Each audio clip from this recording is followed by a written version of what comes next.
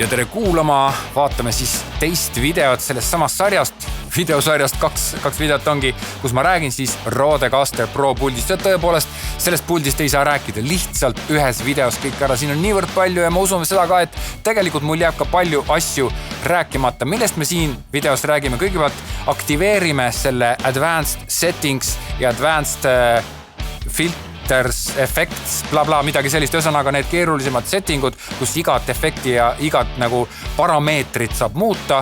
Siis vaatame, et kuidas seda saaks veel kasutada koos arvutiga ja mis sellega kaasneb.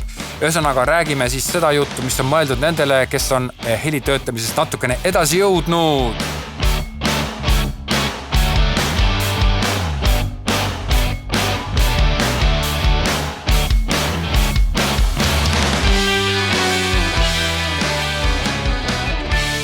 Nii, ja lähme siis edasi. See muss on päris lahe, eks ole. Tegelikult ta on siukene, mulle ei meeldi, ta on mingi stoki või mingi siuke üldkasutatav muusika, aga ikkagi ta on kuidagi lahe. Ta teeb siukse laheda tunde. Nii, vaatame üle. Kõigepealt aktiveerime siis settingud, mis siis võimaldavad meile nendele efektidele keerulisema ligipääsu ja vaatame ka natuke üldse neid keerulisemaid settinguid.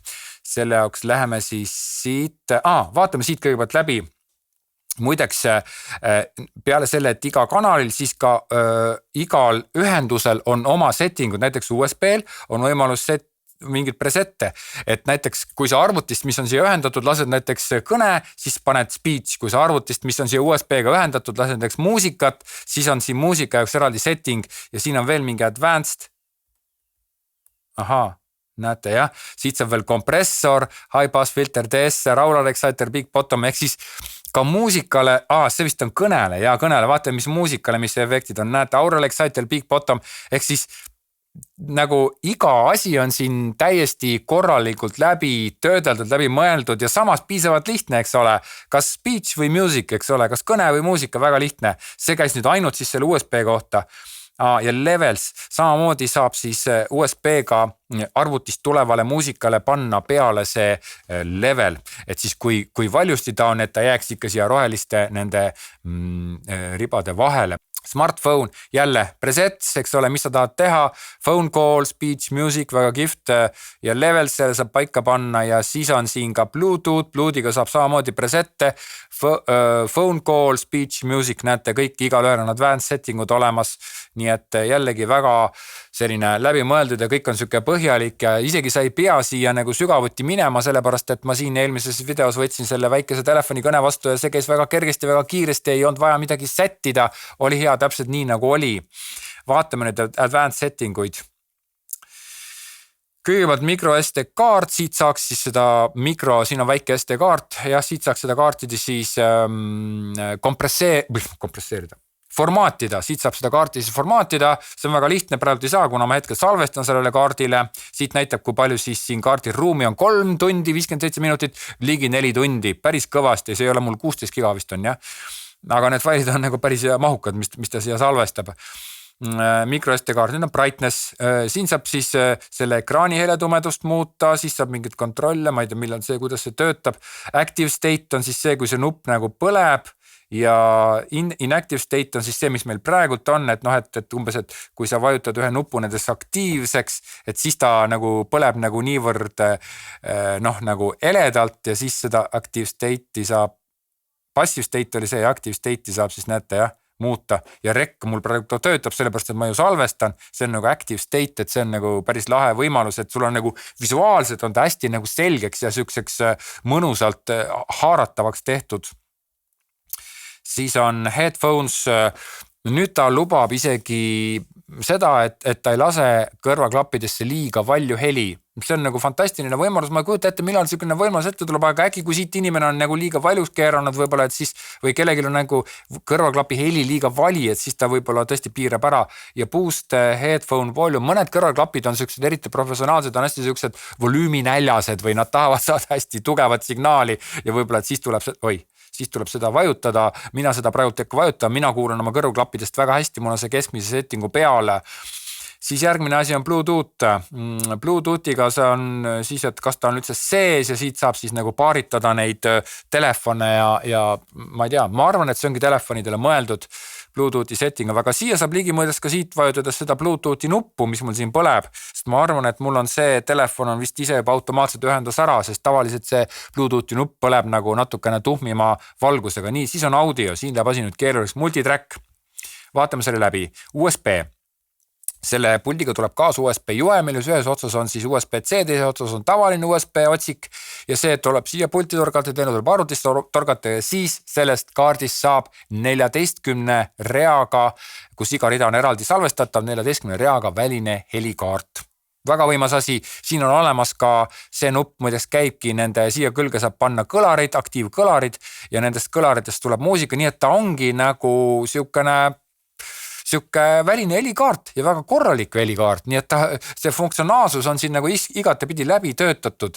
Ja muideks ma kontrollisin järgi, ma salvestasin nagu siia SD-kaartile, ma salvestasin samaaegselt, salvestasin ka oma arvutis sinna helitöötusprogrammi, mina kasutan Reaperit, aga no vahet pole, millist sa teed, eks ole, siis see heli on hästi väikeste erinevustega, aga üldiselt ikkagi täiesti samasugune.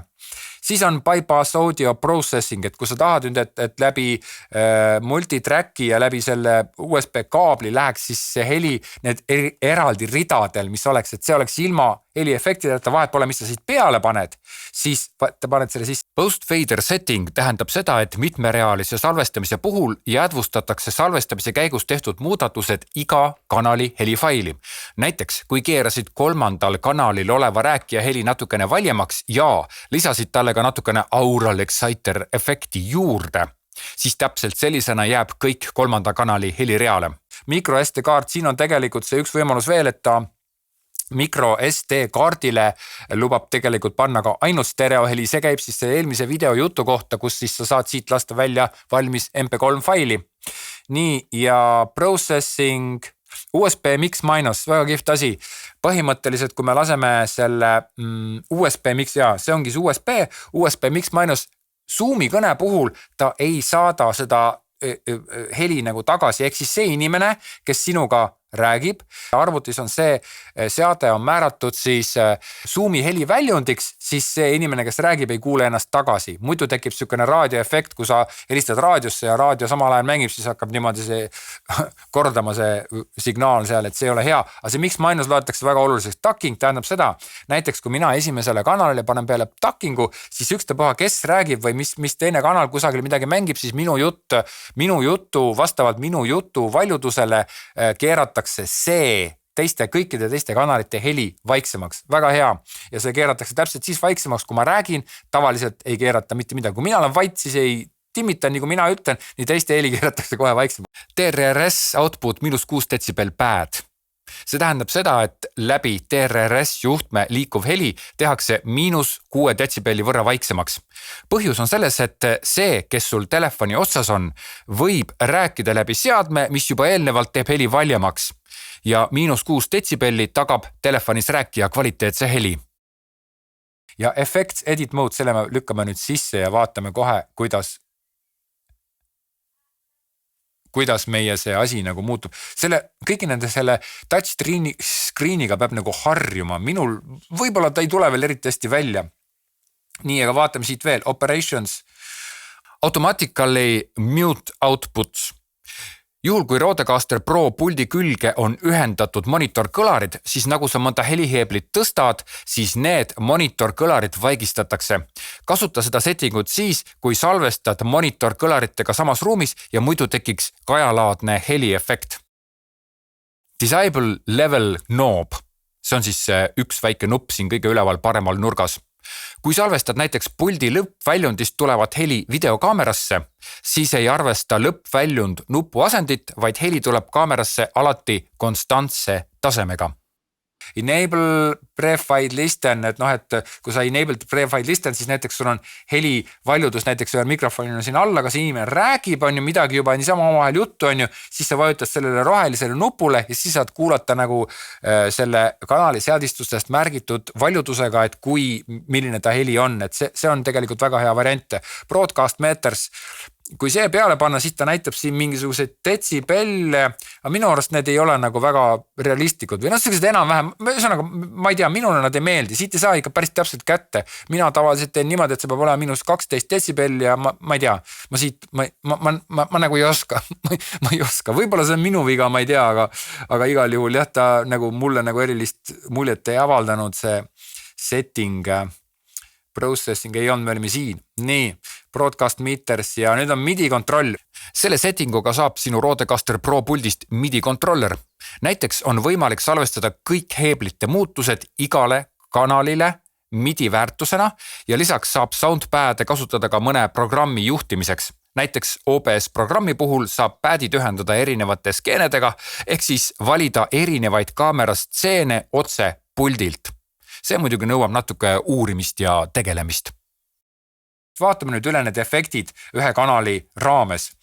Võtame jälle ette minu kanali ja audio processing ja siit näiteks läheb kohe lahti. See pilt on hoopis teistsugune. High pass filter, siit saab jälle timmida, et kui me selle enable'ime, siit saab filtida, et kui filtreerida, et kui palju siis võetakse maha. Mina arvan, et õige on kusagil 60 hertsist maha võtta. Kui me võtame juba näete kõrgemal, siis minu heli koheselt muutub, eks ole. Me võtame 200 hertsi maha, aga 200 hertsi peal on minul juba väga oluline, nii-öelda sagedus on juba väga oluline materjal minu hääles näiteks, nii et isegi 50 hertsi oleks paras maha võtta siit, aga mina seda praegusel hetkel ei taha, sellepärast et mul ei ole nagu probleem nende madalate helidega, mul mingit tümpsuseni ei ole. Noise gate, see on nüüd see noise gate, aga vaadake, kui palju settinguid siin on, nii et võib-olla mul praegult ei olnud õigesti aega, aga siit saaks nagu tegelikult kõik need noise gate'i asjad väga hästi ära määrata. Threshold on siis see, et kust maalt ta nagu võtab, kust maalt ta nagu üldse hakkab nagu võtma, et kui kõvasti sa pead rääkima, et ta hakkaks võtma.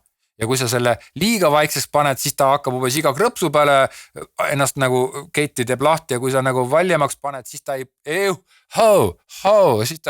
ta vahepeal ei tee üldse lahti, et noh, ja põhimõtteliselt võib-olla see attack võiks nagu pikem olla, pikem olla, et noh see, ma ei tea, minule see noise gate ei meeldi, minu meelest see ei ole üldse hea ja tegelikult ei ole ka hea kuulata, kui on sul noise gate, siis peaks alati taustal olema mingisugune muusika, see on ka okei. Aga noh, et sul on siis nagu sahin, kui sa räägid ja siis kui sa ei räägi, siis nagu sahinat ei ole. Mõttekam on tegeleda selle sahinaga, seda sahinat nagu helitöötlusega natukene vähendada. TSR, väga kihvt asi ja see töötab väga kihvtit, nii et siit saab kohe ise nagu välja timmida. Threshold tähendab siis seda, et kui palju, ma saan aru,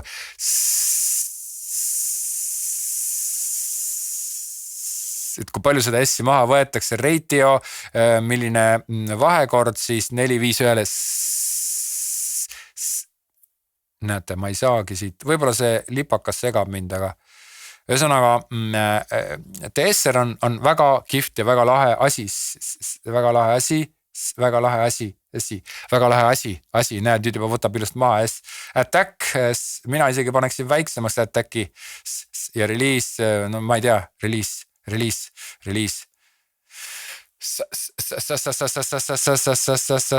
Natuke ikka paneme peale, natuke keerame vähemaks seda 2,9. Ma ei tea. Suslikud sahistasist soos, ei tohi ka nüüd fuflikud sahistasist soos, sükust asja ei töö tulla. Nii, TSR, väga kihvt, väga kasulik asi. Siis kompressor, klassikaline kompressor, ma ei hakka praegu seletama, mida kompressor teeb, aga threshold, et kust maalt ta nagu siis võtma hakkab, ratio, mis on siis ratio, kõne puhul võiks olla siis midagi 2 või 3 vahel midagi sükest võiks olla, et see on sükene vaikne, tasane kompressor, et võib muidugi ka rohkem panna, kui sa tahad rohkem raadiolikku häält, et sellega saab teha ka täiesti raadiohäält, sükest valmis nagu ikkagi hästi ära kompresseeritud raadiohäält. Attack on see, et kui kiiresti ta võtma hakkab, mina paneksin siin võimalikult vähe 0,1 minust okei, release ka võimalikult kiiresti, et ta nagu ei hakka niimoodi, et kui sa räägid, et alguses on ütleme pauk näiteks, siis põh-A on hästi valjud ja ukk nagu siis vajub ära, et noh, sa tahad ikka pauk, et noh, et siis see pauk nagu tuleb kohe ära, et sul on see sõna on öeldud nii, nagu ta on öeldud, mitte et seal veel nagu sellega midagi moonutatakse või tehakse. Gain on siis tähendab seda, et kompressor teeb seda heli vaiksemaks ja siis kui palju seda heli nagu tagasi tõmmatakse, üles valjemaks tehakse, et tegelikult sinu helinivoo jääb samaks, aga lihtsalt seda ühtlustatakse ära. Väga kihvt asi, kompressor, väga asjalik. Aga ma pean ütlema seda, et mulle meeldib arvutist rohkem sättida kompressorit, sellepärast et see kompressor siin, kuidagi need asjad on siin nii nagu väiksed või selline, ma ei tea, võib-olla peaks rohkem töötama sellega, et aga no siin on siis jah see, et Aural Exciter, see teeb siis neid teravaid, et need teravaid teeb juurde harmooniks, sellega saab siis sellist raadiohäält teha. Näete jah, minu hääl on hästi selline raadiohääle moodi heli ja siin on siis teine asi on Big Bottom ja siit saab siis panna näiteks 58-61 hertsi, panemegi drive, paneme selle peale ja paneme natuke juurde ja kohe on minu jutt on justkui nagu siuksem, vaatame, kas me saame selle ka veel peale panna, Aural Exciter, selle paneme sisse ja näete, minu jutt on kohe nagu natuke rohkem nagu siuke Sky Plussilikum, kuigi Sky Plussil on muideks väga okei setting. Minule see ei meeldi, mina tahan seda asja ise sättida. Kompressorit mitte, jah. Nii, Big Bottom võtame maha ja Aural Exciter samamoodi maha, ilma selleta kõlab heli palju naturaalsemalt ja loomulikumalt. Niimoodi, muidugi sõltuvalt, mida te teete, kui teil on kogu aeg taustamuusika, siis võib-olla on jah, seda asja on nagu vaja. Nii. Kõik need kanalid, siin on kokku 14 kanalit ja kõiki neid saab sinu helitöötlusprogrammis valida eraldi salvestatavateks kanaliteks. Muideks helipäädid või need taustahelid või need nii-öelda vahehelid, mis siit tulevad, introd, outrod, vahehelid, need lastakse kõik 2 kanalina, nii et sa pead ühe heli või selle heli jaoks pead panema, need tuleb kõik ühele kanalile, jah. Heli jaoks pead panema alati 2 kanalit, parem ja vasak ja siis tuleb sul see stereofooniline heli, eeldades sul muidugi on see stereofooniline heli.